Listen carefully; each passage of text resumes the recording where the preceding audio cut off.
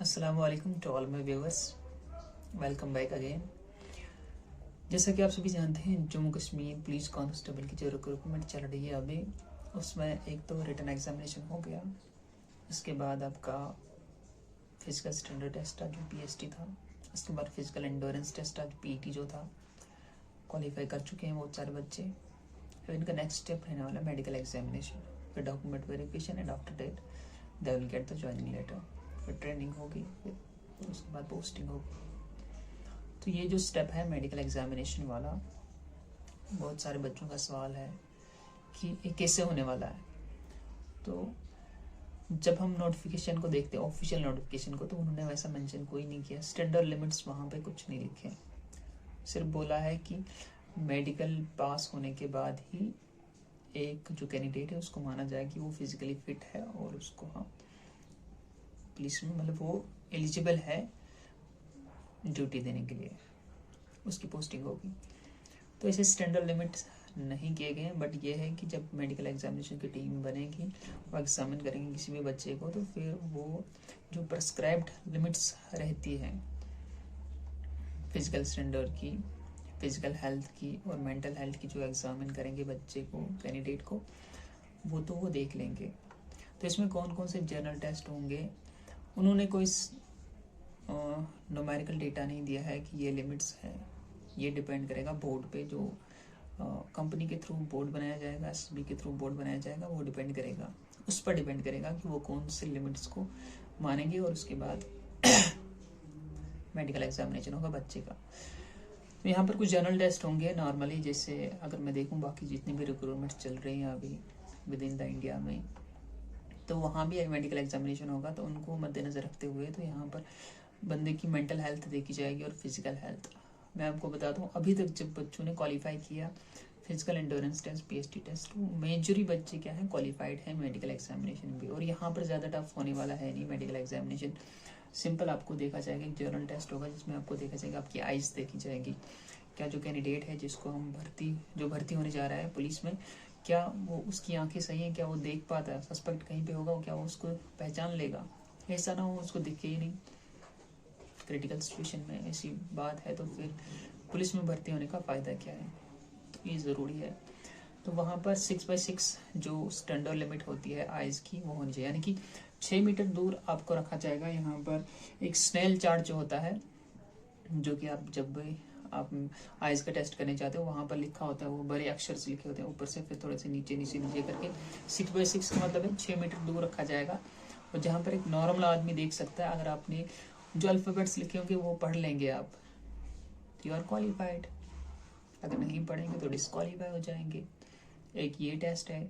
उसके अलावा आइज़ का दूसरा टेस्ट है कलर ब्लाइंडनेस।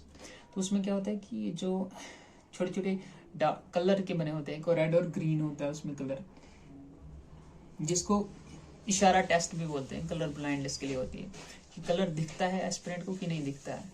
जैसे ट्रैफिक सिग्नल है, कलर्स में होता है, दिखना चाहिए। उसके अलावा उसमें क्या होते हैं, रेड और ग्रीन कलर के डॉट्स बनाए जाएंगे। तो उन्हीं डॉट्स के थ्रू एक नंबर लिखा होगा, 1 लिखा होगा, 2 लिखा होगा, 20 लिखा होगा, 74, कुछ भी न्यूमेरिकल नंबर लिखा होगा उन डॉट्स के अंदर ही। तो जिस बच्चे की कलर ब्लाइंडनेस नहीं होगी, यानी वो सही देख सकता है, कलर को पहचान सकता है, तो वो इजीली वो नंबर पढ़ सकता है। और जिसको नहीं, और जो कलर ब्लाइंड होगा, जिसको कलर पहचान में नहीं आ रही, तो वो उस नंबर को नहीं पढ़ सकता है, तो वो डिस्क्वालीफाई हो जाएगा। उसके अलावा दूसरा टेस्ट जो रहेगा आपका हियरिंग का, क्या आप सुन पाते हैं, नॉर्मली जो आवाज़ आती है क्या आप सुन पाते हैं उस चीज़ को। तो यूजुअली हेयर लॉस जिसको होगा वो तो डिस्क्वालीफाई हो ही जाएगा। अच्छा, आपके कान साफ होने चाहिए। जब आप मेडिकल एग्जामिनेशन के लिए जाएंगे तो आपके कान साफ होने चाहिए, आपके दांत साफ होने चाहिए। उसके अलावा फिर नोज़ की मेडिकल एग्जामिनेशन होती है। नोज़ में क्या होता है कि यहाँ पर एक हड्डी होती है, वो कभी कभी बड़ी हो जाती है, वो एग्जामिनेशन होती है। या फिर क्या होता है, कभी कभी नोज ब्लॉकेज होती है, यानी आप एक ही साइड से सांस ले पा रहे हैं, दूसरी साइड से नहीं ले पा रहे हैं, तो ये भी टेस्ट करा जाएगा। वैसे इतना हार्ड नहीं है, नॉर्मल है सब। उसके अलावा दांत जो होंगे आपके, क्या आपने नकली दांत ज़्यादा तो नहीं लगाए हैं, जैसे 28 पेयर्स के जो दांत होते हैं उतने होने ही चाहिए, उससे कम नहीं होने चाहिए। अच्छा, उसके अलावा फिजिकल एग्जामिनेशन के बाद आपका क्या होता है कि ब्लड प्रेशर मेजर किया जाता है, एक टेस्ट होता है ब्लड टेस्ट। ब्लड प्रेशर में आपका हीमोग्लोबिन चेक करेंगे, शुगर लेवल चेक करेंगे। अच्छा, उसके अलावा यूरिन टेस्ट होता है जो कि कंपलसरी है। तो ये नॉर्मल टेस्ट हैं, इसमें कोई दिक्कत नहीं है। यूरिन टेस्ट के लिए एक स्पेसिफिक बात है आपके लिए कि आप ज़्यादा से ज़्यादा पानी पी लें ताकि यूरिन टेस्ट क्या हो जाए, नॉर्मल आ जाए। नहीं तो यूरिन में क्या रहेगा, पानी कम पिएंगे तो कंसनट्रेशन ज़्यादा रहेगी, तो पॉसिबिलिटी है कि कुछ गलत रिपोर्ट आ जाए। तो पानी ज़्यादा पिए तो उससे यूरिन टेस्ट नॉर्मल आ जाएगा। अच्छा, उसके अलावा हाइट एंड वेट मेजर करी जाती है। BMI जो बॉडी मास इंडेक्स रहता है वो भी एक बंदे का नॉर्मल रहना चाहिए, वो चेक करते हैं। उसके अलावा चेस्ट चेक करते हैं, चेस्ट की एक्सरे करी जाती है, TB वगैरह तो नहीं है, न्यूमोनिया वगैरह तो नहीं है, उसके सिम्टम्स तो नहीं है, तो वो भी चेक करते हैं। उसके अलावा जो ऑप्शन रहता है जो पैरों को भी चेक किया जाता है। फ्लाइट फीट तो नहीं है किसी के, मतलब कोई ऐसा बंदा होता है ना जिसमें जो पैर होते हैं वो बिल्कुल फ्लेट रहते हैं, बिल्कुल फ्लेट। अगर ऐसा है पैर बिल्कुल फ्लेट है तो वो भी इनएलिजिबल हो जाता है। या फिर किसी का पैर बिल्कुल ऐसा होता है, एड़ी नीचे, ये पंजे भी नीचे और यहाँ से बहुत ज़्यादा कर्व होता है, वो भी डिस्क्वालीफाई होता है। मतलब जो नॉर्मली होता है वो क्वालिफाई हो जाएगा, फ्लेट फुट वाला तो डिस्क्वालीफाई हो ही जाएगा। उसके अलावा नॉक नीज रहता है, यानी किसी की जो घुटने होते हैं वो फिर ऐसे दौड़ते दौड़ते घिस जाते हैं, नॉक नीज, वो भी डिस्क्वालीफाई हो जाएंगे। उसके अलावा इसमें एक होता है बाउ लेग्स, जिसकी टांगे ओपन होती हैं, मतलब ऐसे बाहर की ओर जो टांगे रहती है, एक तो इनर वाली होगी एक बाहर वाली, दोनों डिस्क्वालीफाई हो जाएंगे। नॉर्मल आपके घुटने होने चाहिए। अच्छा, उसके अलावा नेक्ड बॉडी में एक जनरल चेकअप किया जाता है जिसमें प्राइवेट पार्ट्स वगैरह चेक करे जाते हैं कि ठीक है नहीं है, वो नॉर्मल रहता है, उसमें कोई इतनी दिक्कत नहीं रहती है। PED जो कांस्टेबल का है उसमें इतना ज़्यादा दिक्कत नहीं रहती। बस नॉर्मल एक बॉडी चेकअप होगा कि कोई बॉडी पे ऐसी चीज़ तो नहीं है, या जैसे कि किसी को रॉड लगी होती है टांग में, हाथ में, कहीं पर भी वैसा चेक किया जाएगा जो फिजिकली अनफिट होगा। क्योंकि पुलिस की जॉब ही ऐसी है, बंदा फिजिकल फिट होना चाहिए, उसके बाद ही उसकी पोस्टिंग या वो कहीं पे अगर ड्यूटी निभाएंगे तो अच्छे से निभा पाएंगे। अगर फिजिकली फिट नहीं होंगे तो अपनी ड्यूटी भी अच्छी तरीके से निभा नहीं पाएंगे। इसलिए मेडिकल एग्जामिनेशन करना बहुत ज़रूरी है। तो यहाँ पर अगर मैं कंक्लूड करूँ इन सारी बातों को, तो यहाँ पर आपको एक फिजिकल टेस्ट किया जाएगा कि आप फिजिकली फिट है या नहीं है।